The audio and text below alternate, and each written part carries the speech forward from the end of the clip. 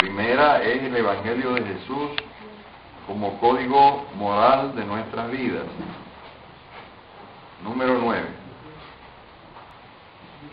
El espiritismo, muy lejos de negar o destruir el Evangelio, viene por el contrario a confirmar, explicar y desarrollar por las nuevas leyes de la naturaleza que revelan todo lo que el Cristo dijo e hizo, derramando luz sobre puntos oscuros de sus enseñanzas, de tal modo que aquellos para quien ciertas partes del Evangelio eran ininteligibles o parecían inadmisibles, las comprenden sin esfuerzo por la ayuda del espiritismo y las admiten. La Génesis capítulo 1.41. Los espíritus no enseñan otra moral que la del Cristo, por la simple razón que no existe otra mejor. La Génesis capítulo 1, número 56, párrafo 4. Y después una cita bíblica tenemos aquí. Y amarás al Señor tu Dios con todo tu corazón y con toda tu alma, y con toda tu mente y con todas tus fuerzas. Este es el primer mandamiento, Marcos 12:30. Y el segundo es semejante: amarás a tu prójimo como a ti mismo. No hay otro mandamiento mayor que estos. Sed pues vosotros perfectos, como vuestro Padre que está en los cielos es perfecto. Mateo 5:48. Por consiguiente, sed buenos del todo, como es bueno vuestro Padre del cielo. Otra versión de Mateo 5:44. Y anteriormente,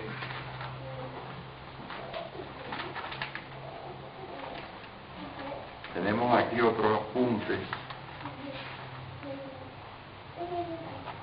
que no dejan de ser interesantes. Estos apuntes ya nosotros los leímos aquí hace 2 años, cuando estuvimos por acá. Dice: las instrucciones de los espíritus son verdaderamente las voces del cielo que vienen a esclarecer a los hombres e invitarlos a la práctica del Evangelio. Evangelio según el Espiritismo, introducción, punto 2. Y la enseñanza moral ante este código divino, la misma incredulidad se inclina. O sea, el Evangelio es un código divino. El espiritismo no creó ninguna moral nueva, facilita a los hombres la inteligencia y la práctica de la moral de Cristo, dando una fe sólida y esclarecida a los que dudan o vacilan. Evangelio según el Espiritismo, capítulo 17.4. El espiritismo, tomando su punto de partida de las propias palabras de Cristo, es una consecuencia directa de su doctrina. La Génesis capítulo 1.30. El espiritismo, muy lejos de negar o destruir el Evangelio, viene por el contrario a confirmar, explicar y desarrollar por las nuevas leyes de la naturaleza que revelan todo lo que el Cristo dijo e hizo. La Génesis punto 41-42. Otro que está repetido aquí: los espíritus no enseñan otra moral que la del Cristo, por la simple razón que no existe otra mejor. El Evangelio es el sol de la inmortalidad que el espiritismo refleja con sabiduría para la actualidad del mundo. Emmanuel Francisco Cándido Javier, Viña de Luz, prólogo. Con la necesaria madurez de raciocinio, comprenderá el hombre que toda su existencia es un gran conjunto de negocios espirituales y que la vida en sí no pasa de ser un acto religioso permanente, con vistas a los deberes divinos que nos prenden a Dios. Viña de Luz, capítulo 2. El programa individual de trabajo del alma en el perfeccionamiento de sí misma en la condición de encarnado o desencarnado es ley soberana. Viña de Luz, capítulo 19. Ante todo, es indispensable recibir cada día las órdenes del Señor y ejecutarlas del mejor modo posible. Viña de Luz, capítulo 19. El Evangelio de Jesús es el alma del espiritismo. Jesús es para el hombre el prototipo de la perfección moral a que puede aspirar la humanidad en la tierra. Dios nos lo ofrece como el modelo más perfecto, y la doctrina que enseñó es la más pura expresión de su ley, porque estaba animado del Espíritu Divino y es el ser más puro que ha venido a la tierra. Allan Kardec, Libro de los Espíritus, 625. Entonces tenemos aquí una breve sinopsis de los puntos que vamos a tratar, que son muy importantes para todos nosotros, pues constituyen un sendero claro y seguro, una ruta eficaz y sin posibilidades de que nos perdamos. Cuando el ser humano decide vivir las experiencias del Evangelio, ya se encuentra en un importante nivel evolutivo, capaz de hacerlo encontrar a Dios y de conversar con Él. Porque los propósitos del hombre evangelizado son llevar una vida tan pura y tan buena que le va a permitir a la vez tener las manos limpias y el corazón puro, tal y como leemos en el Salmo número 24, y como está también asentado en las bienaventuranzas, Mateo 5:8. Aquellos que tienen el corazón limpio verán a Dios. El Salmo 24 es todavía más explícito. Dice que aquellos que tengan las manos limpias y el corazón puro convivirán con Dios. Ahora, estas cosas nos parecen a nosotros de momento bastante inaccesibles, bastante difíciles, porque cuando medimos las cosas de acuerdo con la métrica del mundo, todo se dificulta, pero con Dios todo se facilita. Por eso debemos tener esperanza y sobre todo fe. El hombre que ya es capaz de vivir de acuerdo con las normas del Evangelio de Jesús es una persona que tiene fe. A pesar de sufrir las derrotas del mundo, tiene fe. Yo sé que muchos de ustedes están aquí hoy con el propósito de recibir después de las 7, cuando terminemos, si Dios lo permite, un tratamiento espiritual, porque desean sanar de las enfermedades que les acosan. Y esto es un propósito noble.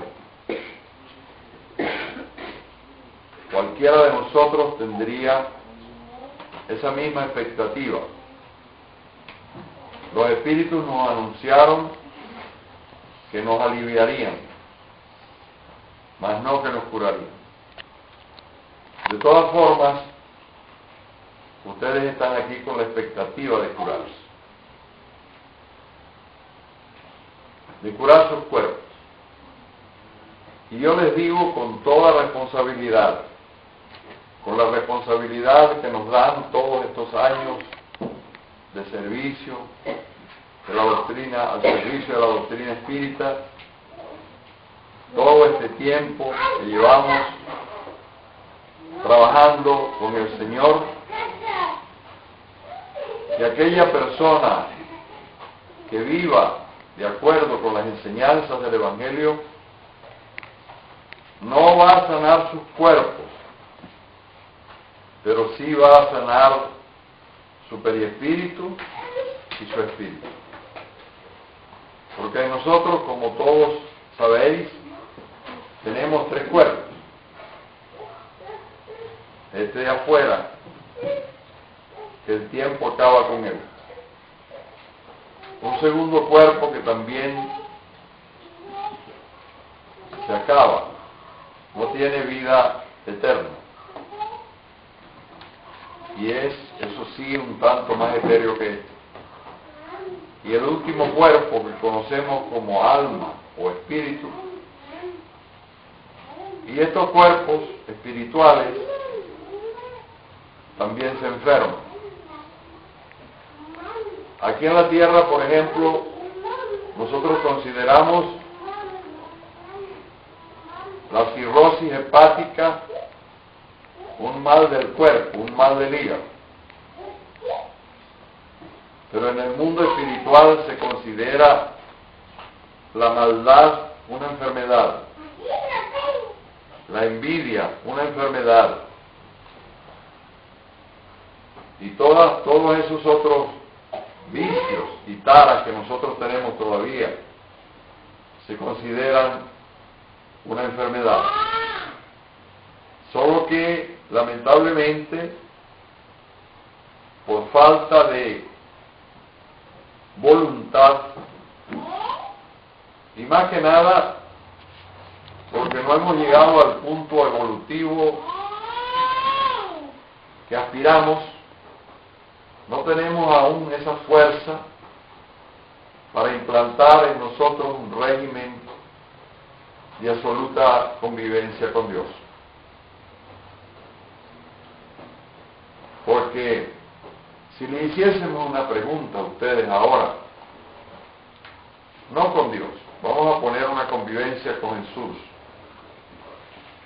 nuestro Maestro y Señor, Hijo de Dios. Si nosotros les preguntásemos ahora a todos ustedes si quisieran ver al Señor Jesús, todos responderían que sí. Si les preguntásemos si quisieran hablar con Él, todos me dirían que sí.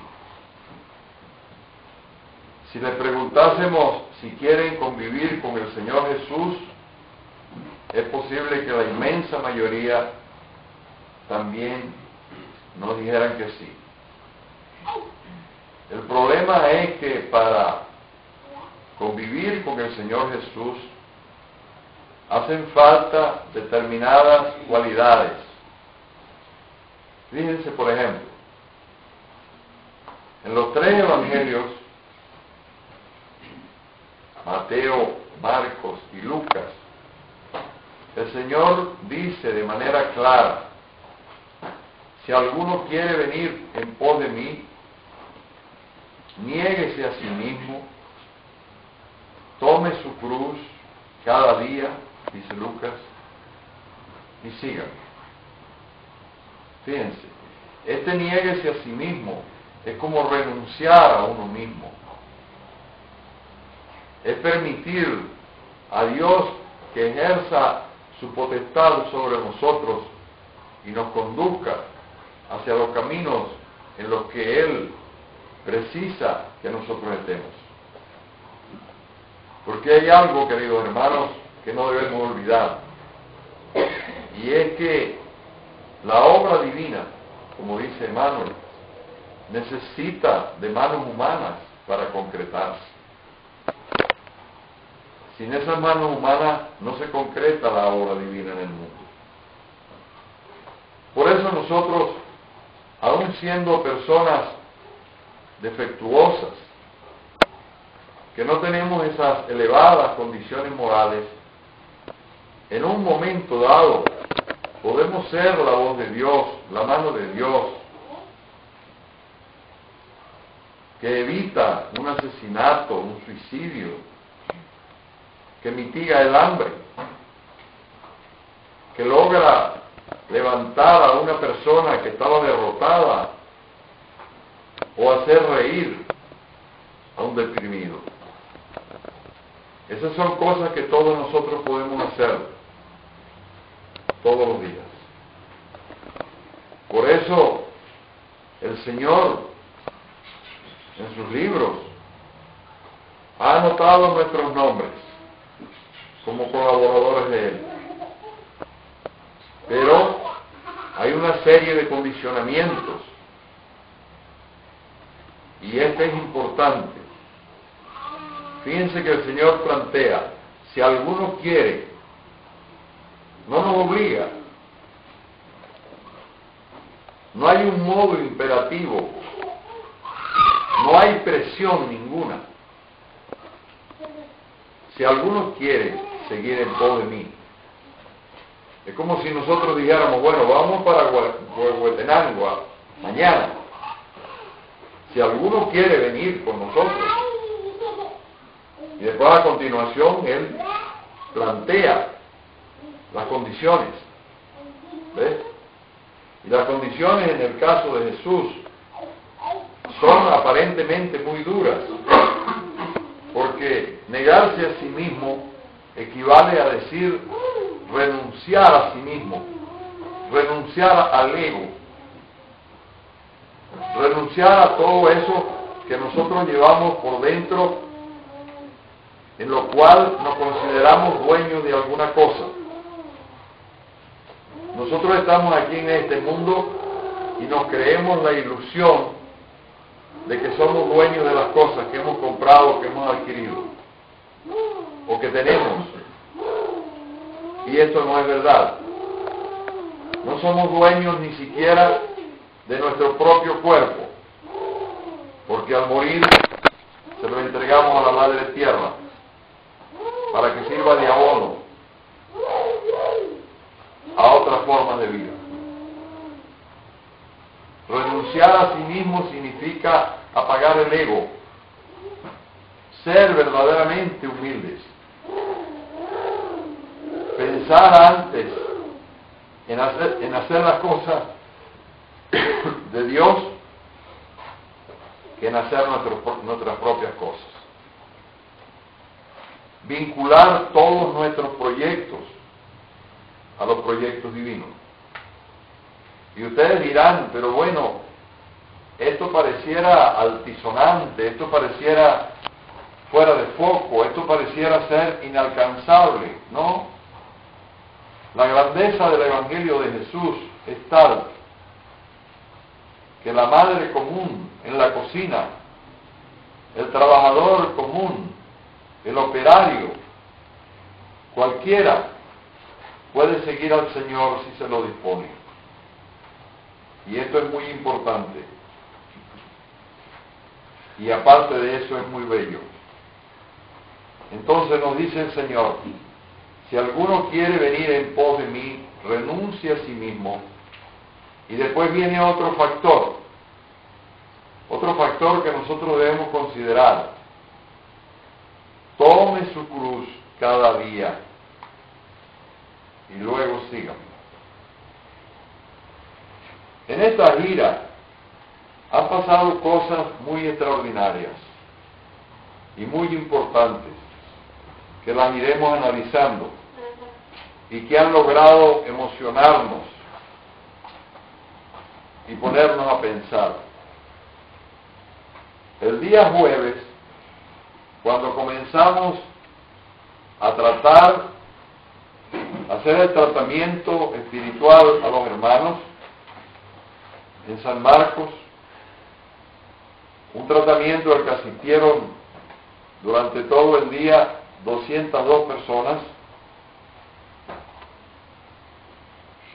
hicimos una oración, una invocación, y entonces los espíritus nos mostraron al Señor cargando su cruz,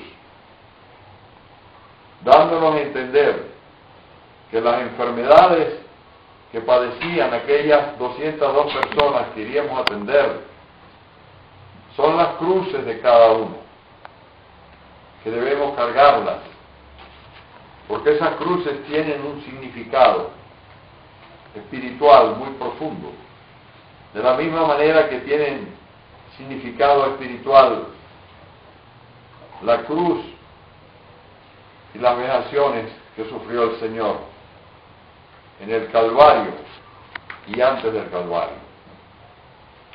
Que cada quien cargue su cruz, pero cargar su cruz con alegría, cargar la cruz con entusiasmo, tomar la cruz.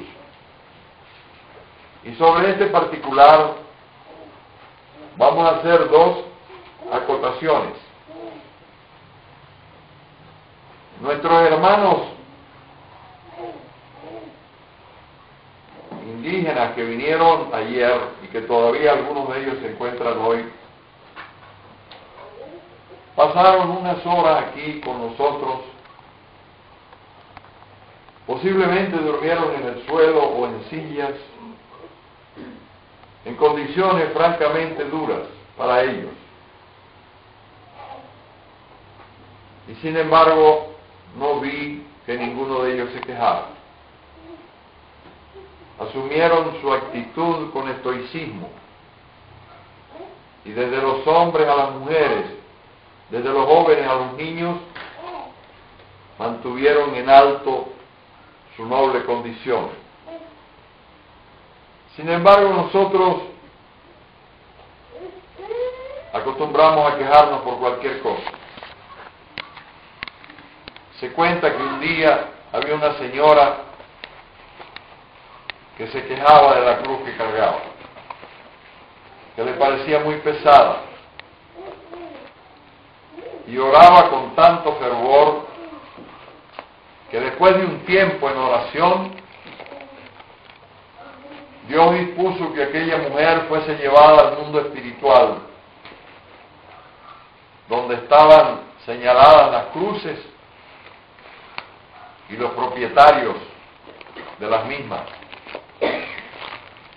Y el ángel le dijo: señora, ya que usted se está quejando tanto por la cruz que tiene, la hemos traído hoy aquí, al control central de las cruces, donde hay una reproducción exacta de lo que lleva cada uno. Usted va a tener la oportunidad de ver todas las cruces y de escoger para usted la que le parezca más apropiada, cambiándola por la que tiene. Ay, la mujer se puso alborozada y contenta. Por fin se iría a desprender de su propia cruz. Y fue llevada al lugar donde estaban exhibidas las cruces. Entonces ella vio cruces enormes que habían sido dadas a los héroes de todos los tiempos, a los nobles misioneros. Vio otras que fueron las cruces de los científicos, de los trabajadores anónimos, y así estuvo viendo cruces, pero todas le parecían muy grandes. Entonces el ángel, de manera sutil, la fue conduciendo a donde estaban otras cruces más pequeñas. Y ahí ella se alegró, porque dice: aquí debe estar la cruz que yo ando buscando. Pero todavía le parecían grandes las cruces que estaba viendo. Y así en una esquina estaban las cruces más pequeñitas. Y ella dijo: aquí yo voy a encontrar la cruz que busco. Y el ángel la fue conduciendo. Y de lejos vio una cruz chiquitica. Y le dijo al ángel: aquella cruz chiquitica es la cruz que yo quiero. Entonces el ángel le sonrió y dijo: usted va a tener esa cruz, si así lo desea. Pero vamos a ver a quién pertenece. Y entonces la llevó a ver la cruz, y resulta que la cruz tenía el nombre de la propia señora. Ella había elegido su propia cruz, que era la más chiquitica entre todas las cruces que estaban expuestas allí. Esto pasa mucho con nosotros. Nos quejamos por cualquier causa y no nos damos cuenta, queridos hermanos, hablando con franqueza, que nosotros somos deudores de la vida, deudores que todavía no hemos pagado nuestras cuentas, deudores que no prestamos atención a los llamados del Señor. El Evangelio ya tiene en el mundo más de 2000 años, pero todavía cuesta para ver aquí y allí alguna actitud verdaderamente cristiana. Vamos a contarles otra historia para que no se me duerma. En la ciudad de Sacramento, donde nació Eurípides Barçanulfo, ese espíritu que engalana la portada del anuario 2011, había en una esquina cercana al centro espírita una familia que estaba pernoctando debajo de un alero de una casa. Ellos se dirigían al sur, venían del norte, donde las condiciones climáticas eran muy duras, y se dirigían al sur para ver si el jefe de la casa y algunos de sus hijos conseguían trabajo. Y esta familia se encontraba allí con lo que llevaban. No tenían que comer, no tenían para dormir, y estaban aguarecidos debajo del alero de una casa. Tenían algo, al menos no se iban a mojar, y tenían fe de que iban a conseguir trabajo. Los hermanos de aquel centro espírita, cuando los vieron, se reunieron de emergencia en oración, y como en el centro aquel hay un buen equipo mediúnico, pidieron al mundo espiritual que se pronunciara para resolver aquel problema que tenía características muy importantes. Y el Espíritu se comunica y les dice: hermanos queridos, nosotros hemos escuchado sus oraciones y estamos verdaderamente conmovidos, pero resulta que aquí donde nosotros estamos, en el mundo espiritual, nosotros no tenemos camas para ofrecerle a estos hermanos, no tenemos colchones, no tenemos sábanas, no tenemos almohadas, no tenemos mesas, no tenemos un techo, no tenemos comida física para darle a sus cuerpos, no tenemos agua, no tenemos café, no tenemos nada de lo que ellos precisan, como no sea la fuerza y la energía que le podemos dar para que sustenten su mente en la fe de Dios. Todas esas cosas que ellos precisan, son ustedes quienes las tienen en sus casas. Búsquenlas y solucionen los problemas de esta familia que se encuentra debajo del alero de la casa. Y los hermanos comprendieron que tenían ellos que mojarse, que pasar el río, que comprometerse, que hacer algo. Y entonces lo hicieron. Alguien ofreció una habitación que estaba desocupada.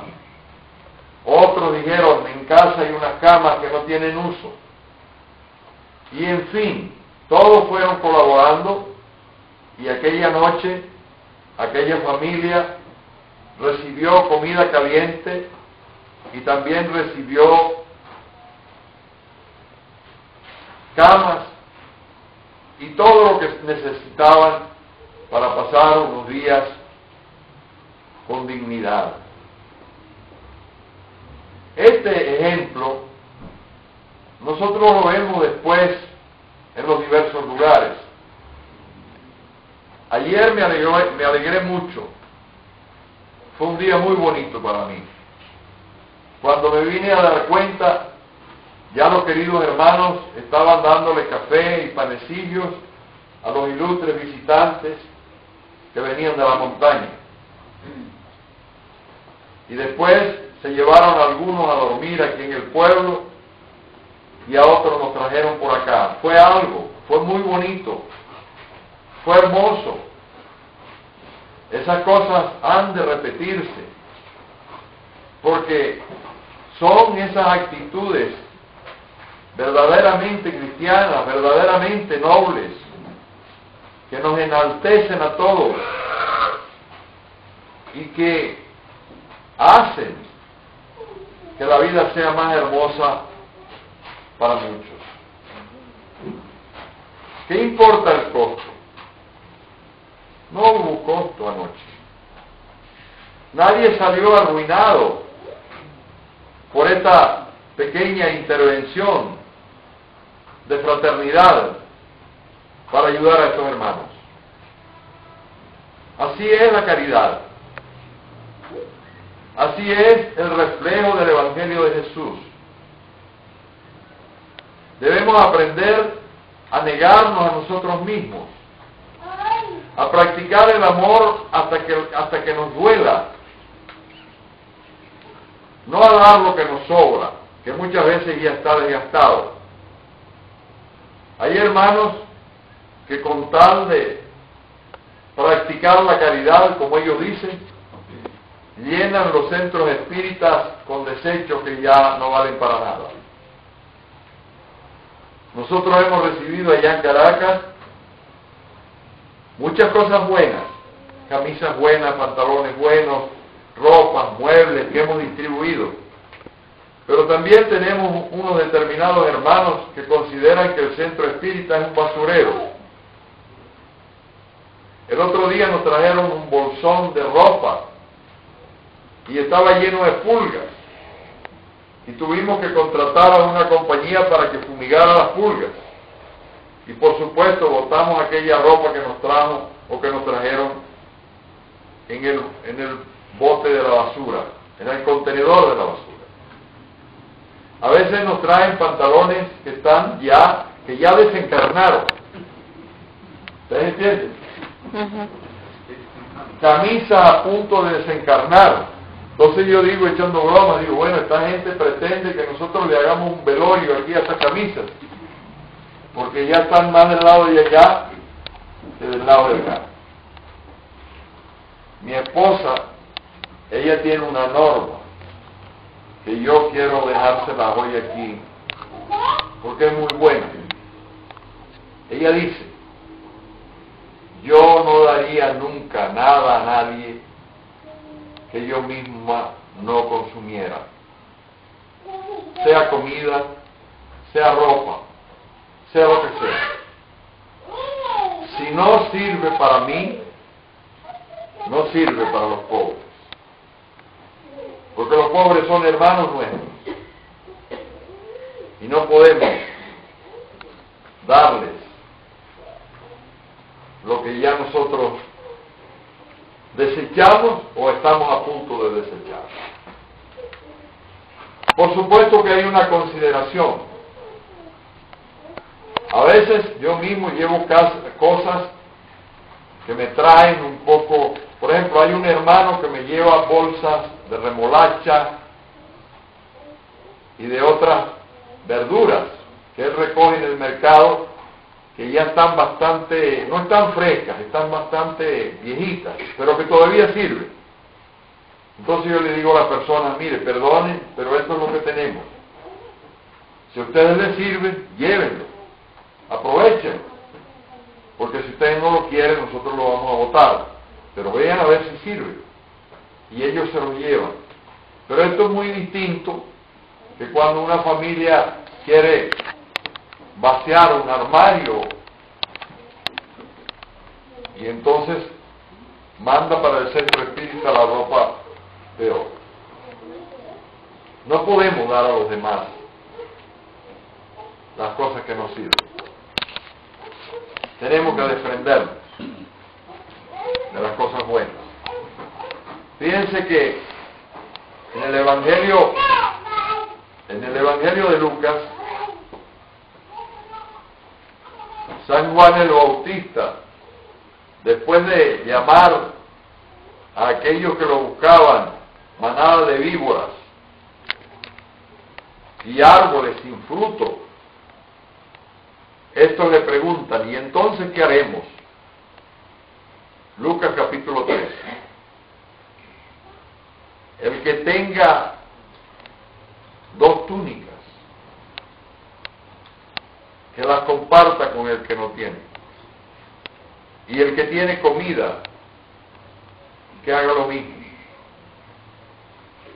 Ahora, compartir la comida con el que no tiene, no es darle 1 kilo de harina para que se vaya y no fastidie.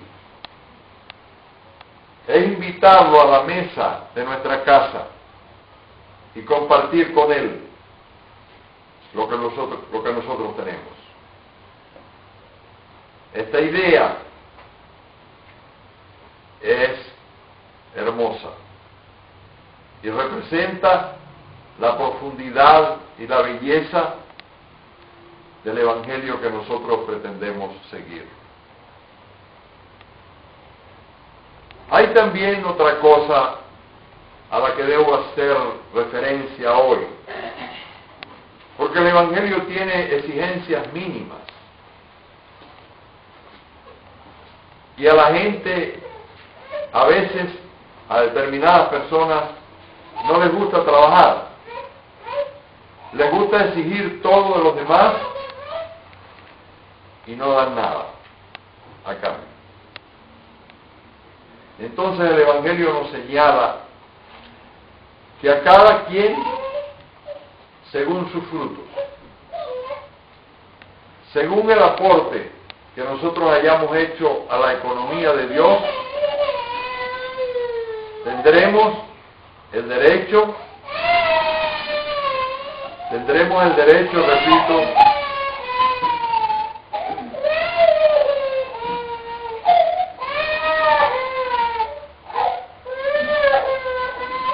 el derecho de participar en el banquete divino. Pero de la misma manera que en ese banquete muchos se negaron, así nosotros estamos en la vida, estamos negaditos con el Evangelio. Queremos recibir los beneficios, pero no queremos esforzarnos por los caminos del sacrificio y del trabajo. Si usted quiere donar una comida elaborada por usted, tiene que trabajar, tiene que costear esos alimentos, tiene que luchar con las horas y con el tiempo para alcanzar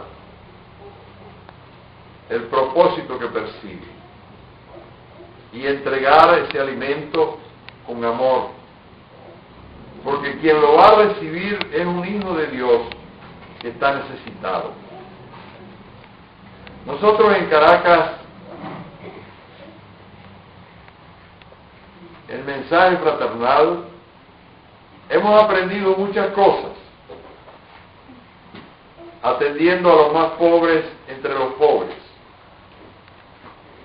Y una de las cosas que hemos aprendido es que debemos tratar a todos con dignidad. Debemos tratar a todos con cariño. Nosotros les decimos a los trabajadores voluntarios que esas personas que vienen a recibir la comida,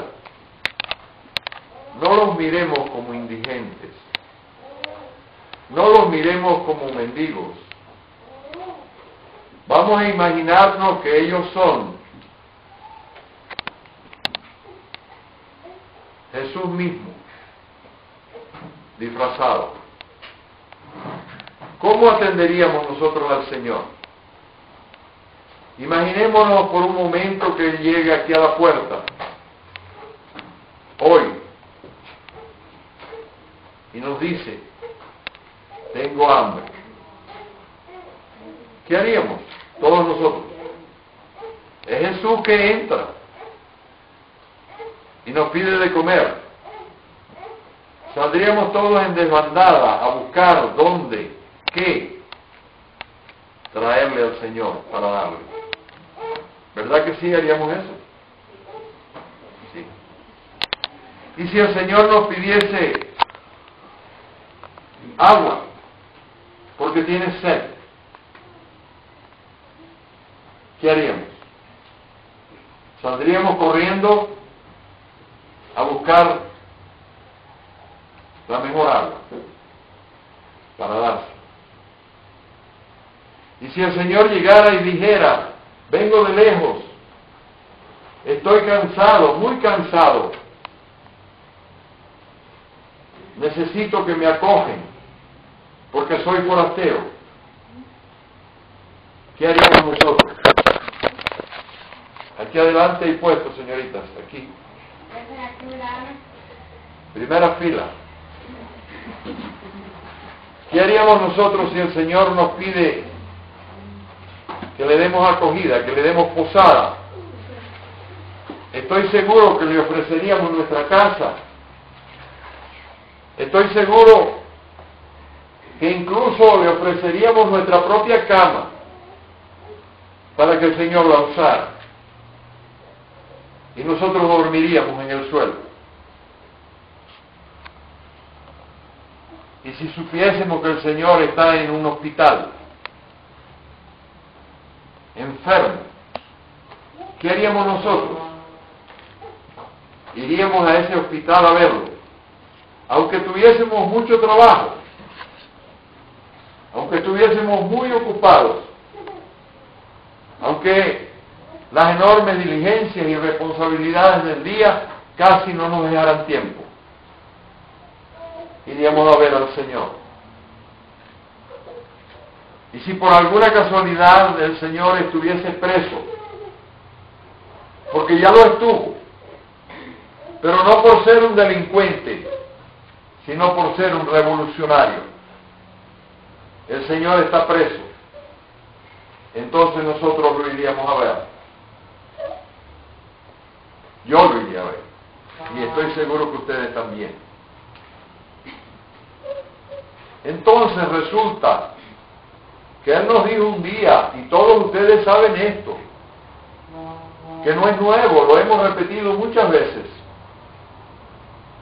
Simbólicamente Él habla en el Evangelio dirigiéndose a aquellos que están a la mano derecha, o sea, aquellos que ya aceptan el reino de Dios, aquellos que ya supuestamente están con Él.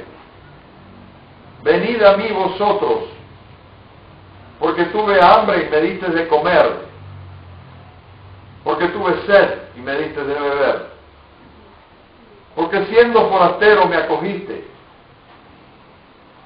porque estando enfermo me visitaste, porque estando desnudo me vestiste, y estando preso me viniste a ver. Y ellos le dicen, Señor, ¿cuándo fue que te vimos con hambre y te dimos de comer, con sed y te dimos de beber? ¿Cuándo fue que te vimos desnudo y te vestimos, y forastero y te acogimos? ¿Cuándo fue, Señor, que estuviste enfermo y te visitamos, o preso, y fuimos a estar contigo? Y Él le responde, hijos míos, cada vez que hiciste estas cosas a uno de estos mis pequeños hermanos, fue a mí mismo a quien lo hiciste. Entonces, de esta historia hermosa y verídica se desprende el concepto universal de la fraternidad, en el sentido que debemos hacer a los otros todo aquello que haríamos al Señor. Porque el Señor no pasa en medio de nosotros como aquel que manda. Él invita. Yo estoy aquí como aquel que sirve. En dado momento pregunta a sus discípulos, ¿quién es más importante? ¿El que se sienta a la mesa o el que sirve la mesa? Y sus discípulos le responden, lógicamente, Señor, el que se sienta a la mesa es más importante. Y Él les dice, pues yo estoy aquí en medio de ustedes como aquel que sirve a la mesa. Esa es la posición. Ahora, nosotros todavía estamos dormidos en nuestra condición de espíritus que aún no terminamos de liberarnos de los condicionamientos que nos hacemos a nosotros mismos. Fíjense que en la Génesis capítulo 19 hay una comunicación bellísima, extensa, de Galileo Galilei. Y en esa comunicación, mis queridos hermanos, este astrónomo, este científico excelso, nos dice que en el momento en que el Señor puso su mano en nuestra frente y adquirimos nuestra condición de espíritu, en ese momento heredamos tres cosas de Dios: el libre albedrío, que sería la libertad que nosotros tenemos para optar una u otra cosa; la conciencia, que es el punto que nosotros tenemos en nuestra alma capaz de comunicarse con Dios. Pero hay un tercer factor digno de ser comentado esta tarde aquí, porque nos atañe a todos. Nosotros heredamos en ese primer momento, en ese glorioso momento en que asumimos la condición de espíritus, heredamos también la noción de nuestros altos destinos. Solo que esta noción de nuestros altos destinos permanece borrosa en nuestra alma, y a pesar del tiempo transcurrido desde la venida del Señor, todavía nosotros nos dejamos convencer más por las mentiras del mundo que por las verdades del Señor Jesús. Y las nociones que nosotros tenemos no son de nuestros altos destinos, sino son las nociones de las dificultades que el mundo nos pone. Y estamos viviendo en este mundo con desventaja, porque nuestra fe es pequeña. La fe es una de las potencias del alma encarnada. La fe es una fuerza grandiosa, pero nosotros, con nuestra incredulidad, la hemos desvanecido. He observado, en compañía de un gran clarividente, los efectos de la fe y de la no fe. Estábamos en Caracas, estaban los pasistas en Caracas dando pases a la comunidad que los recibía. Y el hermano José Pizarro García, gran clarividente, nos iba diciendo: esa señora que está recibiendo pases no cree en lo que está recibiendo. Y como no cree en la fuerza que está recibiendo, la energía del pasista cae sobre su cabeza, se resbala sobre sus brazos y penetra la tierra. Ella no está recibiendo absolutamente nada de lo que el pasista le está dando. A continuación, observamos a un joven que estaba allí medio por curiosidad, pero que tenía un poquito de fe. Era curioso. Él no creía, pero a la vez tampoco era incrédulo. Y entonces recibió los pases y el clarividente decía: ¿estás viendo? Este joven ya está recibiendo alguna porción de la energía que le da el pasista. Y esta energía está iluminando su cuerpo periespiritual y su alma. Y a la vez le está sirviendo para reponer gran parte de sus fuerzas. A continuación, aparece otra señora. Y esta señora está compungida. Está orando. Aquí delante hay puesto para sentarse. Está compungida, llorando, pidiéndole a Dios perdón por no tener condiciones ni siquiera para pisar aquel templo. Señor, ayúdame. Ayúdame que estoy sufriendo. Permite que los hermanos que están aquí puedan satisfacer mis necesidades y que yo pueda de alguna forma mejorar mi condición, aliviar mis males. Entonces el vidente nos dice, el clarividente nos informa: esa señora tiene fe. Vamos a ver qué ocurre. Entonces el pasista comienza a darle aquella energía, y absolutamente toda la energía que daba al pasista penetraba por la cabeza de la señora y nutría sus cuerpos periespirituales y su espíritu. Aquel día nosotros recibimos una gran lección. La lección de que hay que creer en las cosas de Dios. Hay que tener fe, porque como decía el maestro, la fe mueve montañas. El maestro Allan Kardec dedica todo un capítulo del Evangelio según el Espiritismo sobre este tema. Un capítulo que finaliza con un estudio interesante sobre la fe humana y la fe divina. Y hay una frase muy corta en esta última parte que a mí me ha hecho pensar y me ha hecho meditar sobremanera.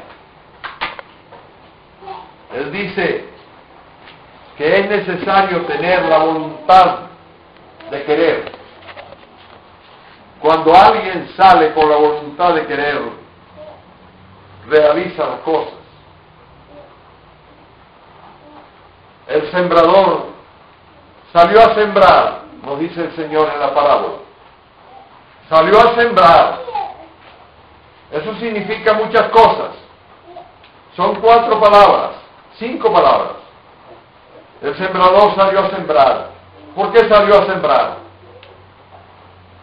Si estaba lloviendo a lo mejor, si hacía frío, si no logró desayunarse bien, si tiene problemas de todo tipo. ¿Por qué el sembrador salió a sembrar? Porque él creyó en que el poder divino de Dios iba a multiplicar los granos que él iría a depositar en la tierra. El sembrador salió a sembrar porque el sembrador tenía fe en la respuesta divina a lo que él iba a hacer. Nosotros vivimos en este mundo muchas veces atribulados por expectativas falsas, por problemas imaginarios derivados de situaciones que nos perjudican. Queremos vivir por encima de nuestras posibilidades.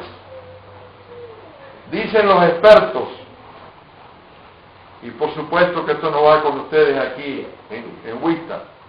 Dicen los expertos que la crisis económica que existe en el mundo se debe a que millones de personas están viviendo del crédito.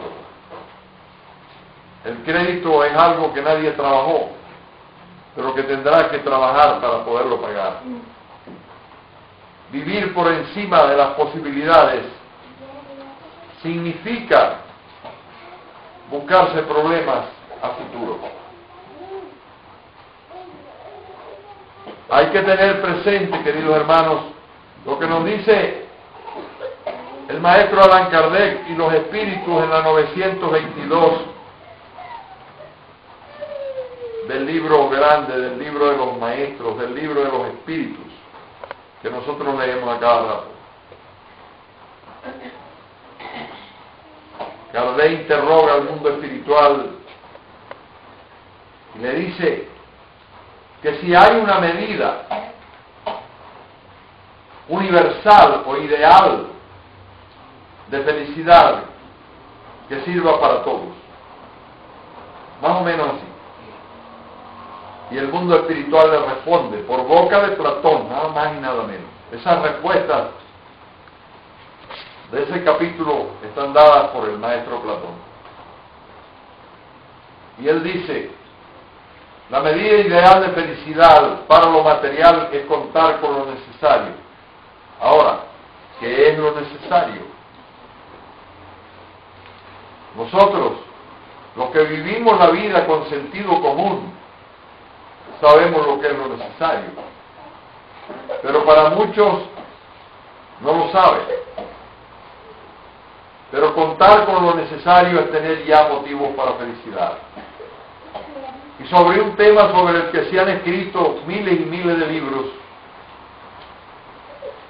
los espíritus continúan respondiendo al maestro y le dicen: para la parte moral, la conciencia tranquila, la conciencia limpia y la fe en el porvenir.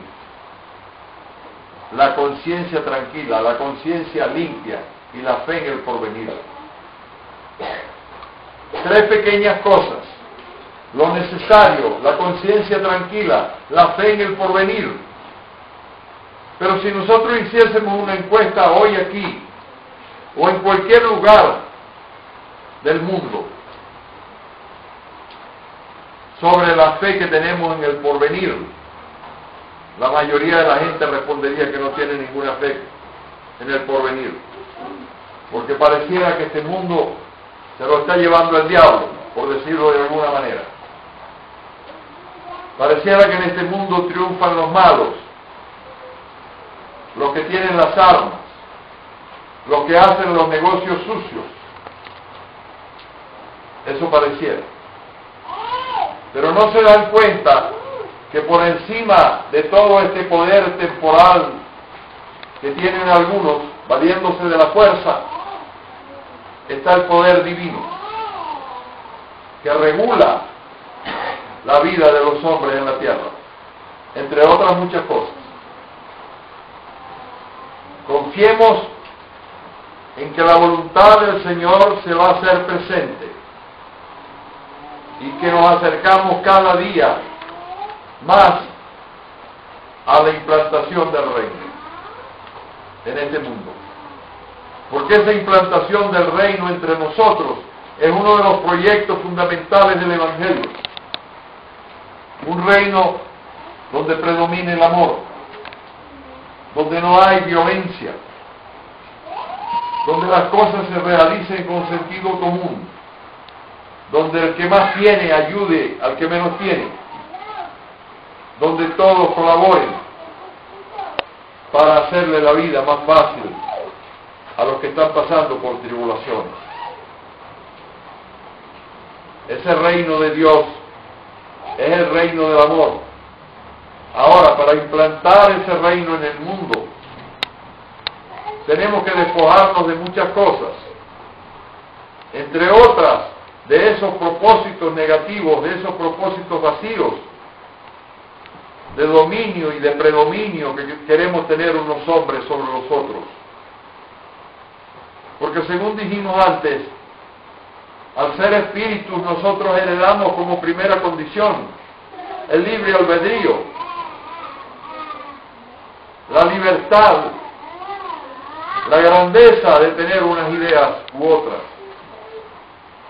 de dirigirnos a un lugar o a otro.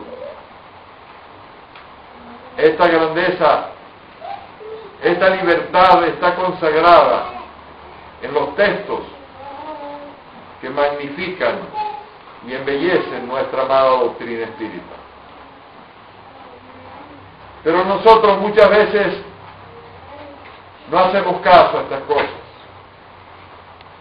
Nos dejamos llevar por la bulia, por la inacción. Queremos vivir de cualquier manera. Y actuando así, de esa forma, no vamos a consagrarnos precisamente como amigos del Señor. El Señor nos perdona, el Señor nos entiende, el Señor espera a que un día nosotros avancemos con fuerza y realicemos las cosas. Pero Él sabe que no lo estamos haciendo bien todavía. Para que un centro espírita crezca y se consolide, los dirigentes tienen que mojarse los pantalones. Y cuando digo esto, quiero decir que tienen que involucrarse. Tienen que involucrarse en atender al dolor ajeno.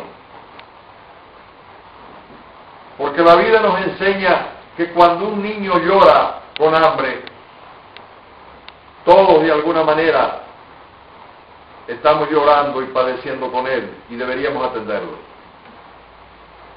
Que cuando alguien sufre, ese sufrimiento nos involucra, porque a fin de cuentas somos todos una sola y única familia universal. No debemos separarnos. Porque hay algunos hermanos que dicen, yo quisiera ser amigo y hermano de fulano de tal, que es muy famoso, pero no está dispuesto a ser amigo del mendigo que pide una limosna, del paralítico que lucha con su inacción, o del alcohólico que padece la desgracia de vivir sin resistir a sus propias tentaciones.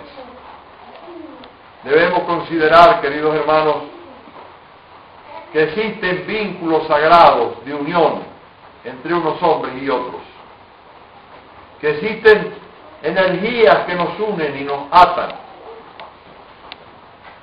Cuando alguien mata a 12 personas e hiere a 60 en Denver, algo de nosotros mismos ha muerto en ese instante y necesita reparación urgente.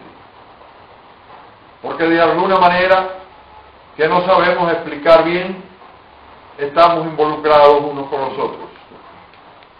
Eso nos enseñan las doctrinas sagradas. Cuando el Señor dice, Padre nuestro, nos está informando que somos miembros de una sola y única familia, y que como tales tenemos deberes de unos para con los otros. Cuando alguien le pidió a Jesús que les enseñase a orar, fueron los propios apóstoles los que hicieron esa proposición. Jesús nos deja esa oración fundamental que conocemos como el Padre Nuestro o oración dominical. Y en esa oración, en forma clara y sencilla, entendible para todos nosotros, el Señor plantea toda una serie de elementos positivos para nuestra convivencia. Fíjense que la oración empieza con una elevación a Dios. Padre nuestro que estás en los cielos, o sea, en las partes más puras.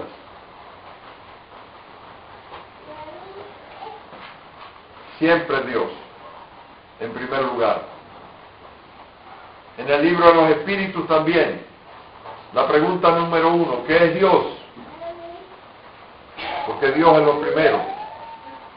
Cuando leímos antes Marcos 12:30, amarás al Señor tu Dios con todo tu corazón, con toda tu alma, con toda tu mente y con todas tus fuerzas. Siempre Dios, en primer lugar. Y siempre nosotros, como hijos buenos y dóciles, haciendo su voluntad.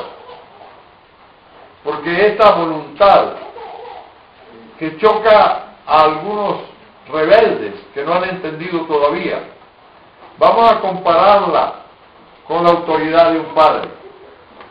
¿Qué padre grande aquí en la tierra, si tiene hijos pequeños, jóvenes, como somos nosotros, les dice va y ellos no van?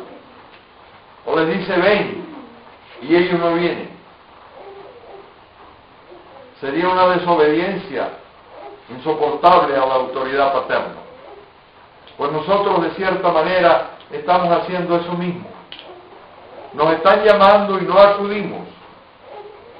Nos están pidiendo que vengamos al banquete divino que ya está preparado y no estamos enterados. Sí, hay una suerte de negligencia espiritual de nuestra parte en comprender las cosas grandes. Y quiero decirles esta tarde algo para que se lo graben en sus almas. Cuando uno tiene la posibilidad de ver escenas del mundo espiritual, donde moran los espíritus que ya pasaron por la tierra cumpliendo con sus deberes, la gente buena, nos sorprendemos con la grandeza y con la belleza de esos lugares. Y con la emoción que esa visión nos proporciona, tendemos a llorar. Y no es un llanto que nace del dolor, no es un llanto que nace del remordimiento, no es un llanto que nace del sentimiento de culpa, es un llanto que nace de la emoción de que en algún lugar en el universo se están cumpliendo los mandatos del Señor. Bienaventurados los que tienen hambre y sed de justicia, porque ellos serán saciados. Hay muchos lugares en el mundo espiritual donde esto se cumple. Hay muchos lugares donde se cumplen todas las enseñanzas y todas las parábolas del Maestro. Y no solo del Maestro, sino de sus apóstoles. Fíjense, queridos hermanos, en esta noticia, que a lo mejor ya le comenté a algunos en otra ocasión. He tenido, por las razones de mi misión, de mis tareas, que leer y releer muchísimas veces el libro de los Espíritus. Pero nunca le había prestado mayor atención a la introducción, que la consideraba necesaria, pero no importante. Hasta que supe que en una ciudad espiritual donde vive el hermano Sergio, que es un joven, él nos informa que asiste con más de 1000 estudiantes más a esa universidad espiritual, y allí, donde hay, como decía, 10.000 alumnos, todos ellos están estudiando la introducción al libro de los Espíritus. Porque en la introducción al libro de los Espíritus hay mucha sabiduría. Yo después hice una relectura muy lenta, muy minuciosa, y encontré por fin la sabiduría que no había podido hallar antes. Está allí, como está también en los evangelios que venimos comentando. Cuando nosotros queremos encontramos. Es más, la promesa del Señor está abierta Él nos dice, pedid y se os dará. Buscad y hallaréis. Tocad y se os abrirá. Pero en todas estas proposiciones hay algunos que se quieren aprovechar, son aprovechados, quieren aprovecharse de la bondad y de la misericordia divina. En este buscad y hallaréis se está simbolizando el esfuerzo. Cuando el sembrador salió a sembrar, ¿qué está buscando el sembrador? Está buscando tener más granos para alimentar a su familia, para tener suficientes para cosechar, para sembrar en una nueva oportunidad.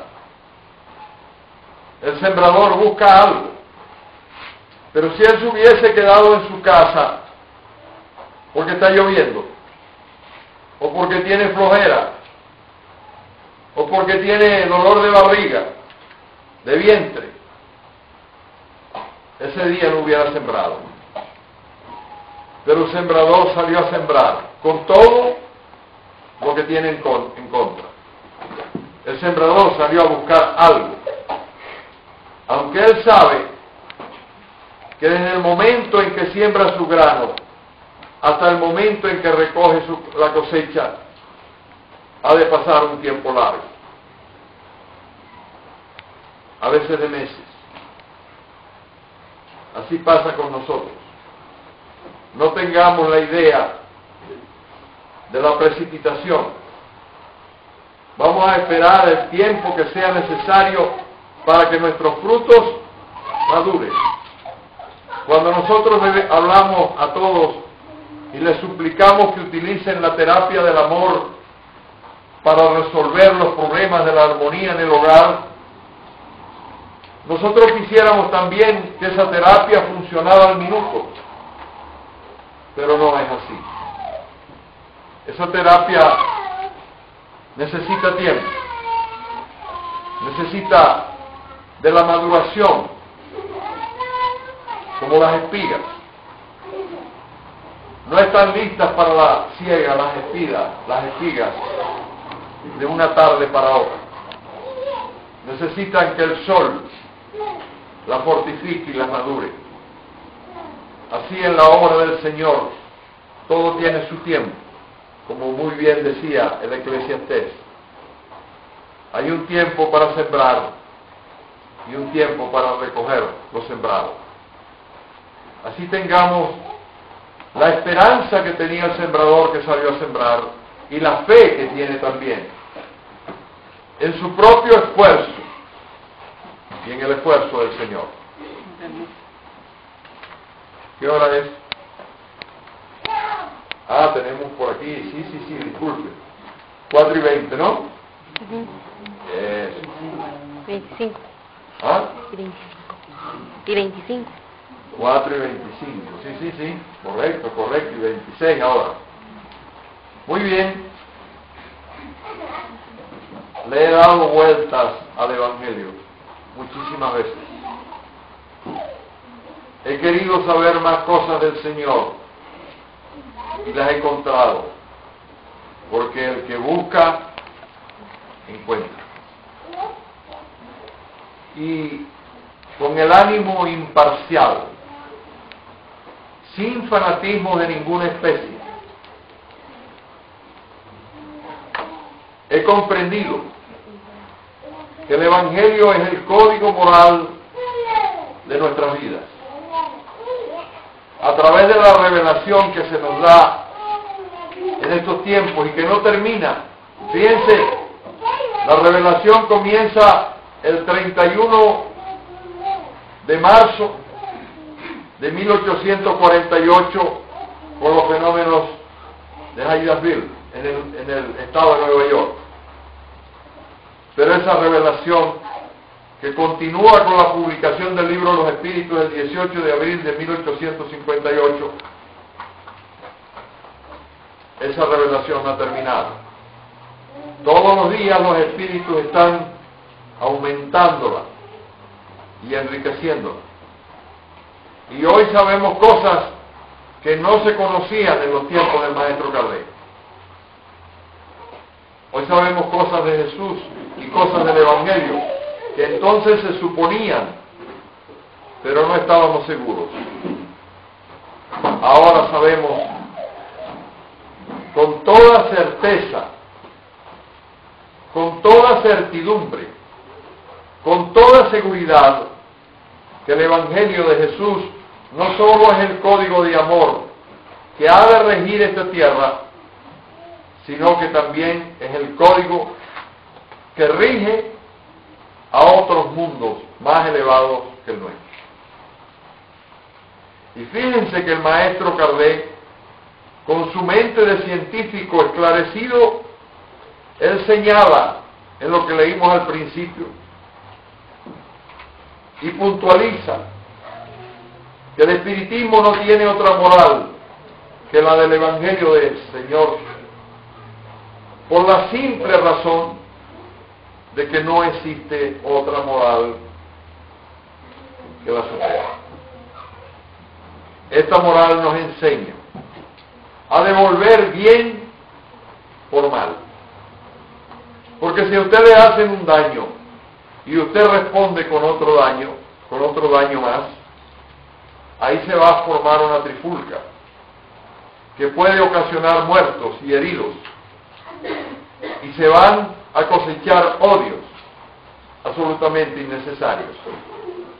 Pero si alguien te hace un daño y tú le devuelves con un bien, tú estás rompiendo la cadena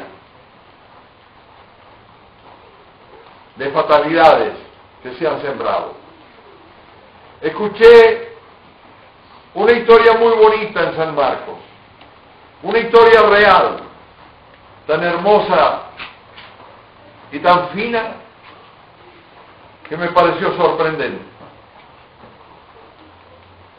Me cuentan que un señor que vive bien, que tiene una familia hermosa, casó a uno de sus hijos y eligió para ello a una mujer buena, generosa, noble, que yo conozco. Pero había algunos familiares que no estaban de acuerdo con la elección que hizo aquel hijo. No conocían a la señora y sin embargo ya se convertían en adversarios de ella. Y entonces, ¿qué hicieron? Agarraban el pupú de las gallinas, de los animales, lo metían en sacos y se los tiraban delante de la puerta. Agarraban cosas feas y se las tiraban delante de la puerta. Entonces, un buen día, el hijo se dio cuenta que su propio padre era quien fomentaba aquella actitud malsana. Y pensó, mi padre está celoso de mi esposa, pero él es mi padre.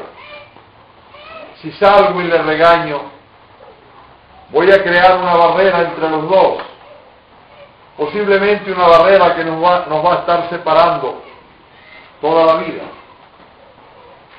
Y entonces le toca la puerta al padre y le dice,